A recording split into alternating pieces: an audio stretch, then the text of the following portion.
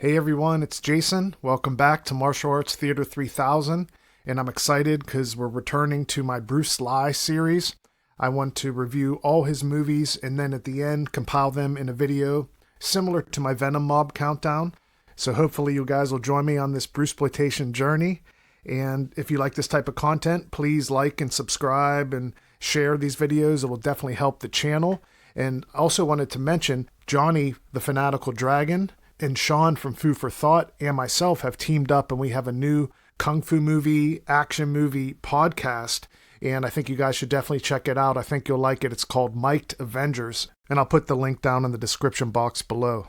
The Bruce Lee movie we're going to be looking at today is Exit the Dragon, Enter the Tiger.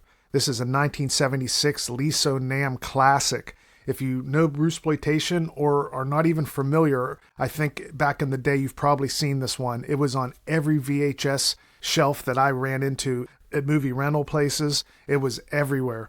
They really pushed this one. I mean, I think it has a great title. Bruce Lee is coming into his own in that 1976 period. I do feel a lot of the classic status it has is from it being everywhere, and it is a fun watch, but I'll get into some of the issues I do have with it.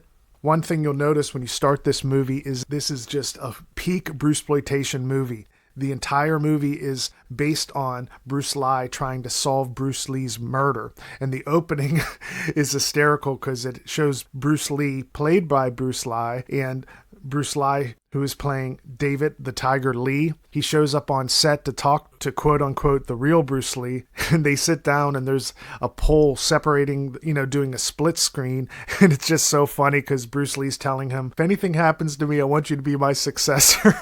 Just the conversation is so funny. And suddenly Bruce Lee says, I've been getting these headaches, and it's like he's about to die, and this is supposedly 3 days before his death. The scene cracks me up to no end, and it's such a great opening. Then after Bruce Lee dies, Bruce Lee just goes on this rampage. The whole movie, he's on this straightaway of just trying to solve who killed Bruce Lee and what happened behind his death. They've changed some of the characters, like instead of saying Betty Ting Pei, they renamed her Susie Wong. And that is because there was a lawsuit against, I think it was The Dragon Dies Hard, and Linda Lee and the Bruce estate did a cease and desist and tried to take that movie down because it went so much into the rumored affairs of Bruce Lee and Betty Ting Pei. So Bruce Lee, as the Tiger, starts uncovering drug smuggling and runs into this group of villains. You have Lung Fei, who is pretty much the main villain for the first half of the movie until they introduce the Baron. And I think they do a pretty good job.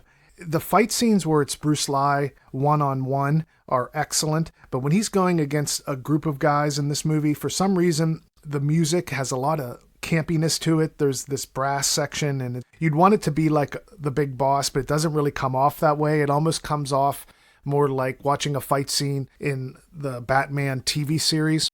I think the scenes where the music cuts out, like I believe on the roof when it's Bruce Lee against Lung Fei up on the rooftop, the music goes quiet at that moment and it really shines. But I have to say, this does come off as more of like a melodrama crime movie, especially for the first quarter. I mean, the first 25 minutes, there's like no action. And Lee Tso Nam's good at that. He sets up, by the time you get to the first fight scene, you're just roaring and ready to go, like in Fist of Fury Part 2. But in this one, it just doesn't really feel like a kung fu movie until it gets to that point. So I could see how some people might kind of, lose interest. But if you stick with it, it stays fairly consistent after that point.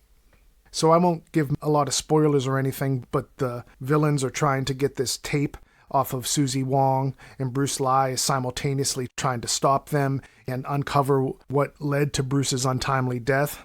And it's pretty fun to watch, Lee Tso Nam has a very distinct style. I often talk about how he loves nighttime shots.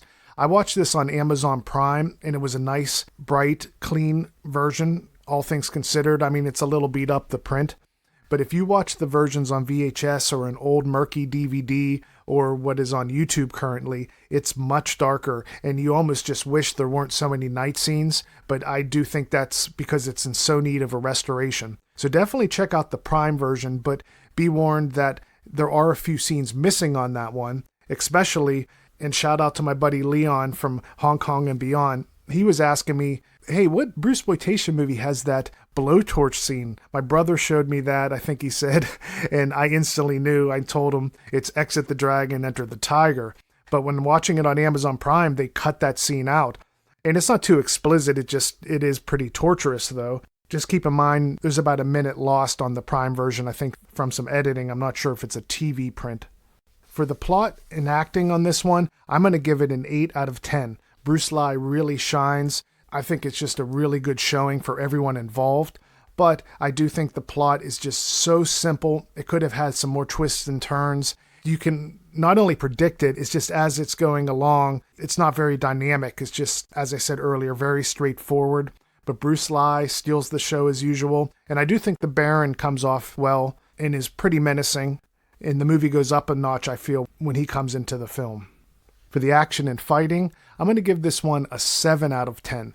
I feel that there are some good fight scenes, but a lot of them have that campy element, like I mentioned, because of the music. And the fights where Bruce Lee is going against multiple attackers, it just feels like there isn't a lot of choreography there. It's just one hit and two hits and then break and goes to another cut. And there's also those strange cuts where some frames seem chopped out to maybe speed up the fighting, and I never like when that happens. You see that occasionally in these old school kung fu movies. But whenever the music goes away in the background and it's Bruce Lee versus either Lung Fei or the ending with Bruce Lee versus the Baron, which I have to mention, that backdrop that Lee Tso Nam set up, it's at the ocean, but it's not like on the beach like some other Bruceploitation finales you'll see. It's actually in the water, on the rocks, with the waves crashing. I mean, it seems like pretty dangerous, some of the shots they got. But if I think of Exit the Dragon, Enter the Tiger, that's the scene that comes to mind. So let me know down below what you guys think of Exit the Dragon, Enter the Tiger. I think it's a solid showing for Bruce Lee when he was coming into his own. But I do feel that if it had fixed some of the issues I mentioned earlier, it could have been a bona fide classic in the scene. Now, I know people who have nostalgia for this one would rank it much higher. I have it hovering around like the bottom of Bruce Lee's top 10. It's not quite up there for me, but it is a fun watch and it's pretty short. The version I saw clocks in around like an hour 17 or so. So it's brisk. It's not like a slog that goes on for 2.5 hours. So that's my take on Exit the Dragon, Enter the Tiger. Curious to see your guys' comments and how you feel about this one, and I'll catch you guys in the next one.